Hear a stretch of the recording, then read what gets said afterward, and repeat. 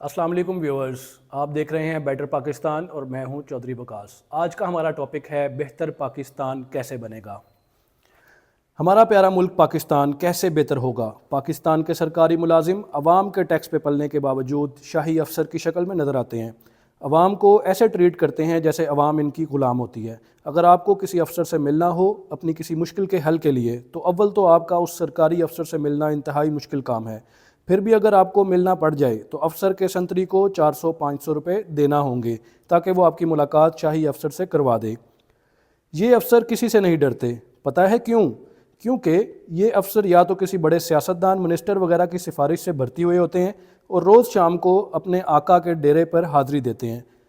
उन आकाओं के कानूनी गैर कानूनी सब काम करते हैं, और या तो ये शाही अफसर 10, 20, 50 लाख रिश्वत देकर भर्ती हुए होते हैं और मुलाजमत शुरू होने के बाद रिश्वत और करप्शन की सूरत में अपनी रिकवरी करते हैं।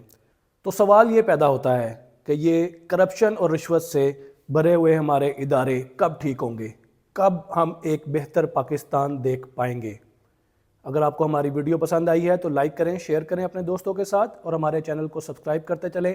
बेल आइकॉन पर क्लिक कर दें ताकि आपको हमारी ऐसी मज़ीद अच्छी अच्छी वीडियोज़ देखने को मिलती रहें। पाकिस्तान जिंदाबाद।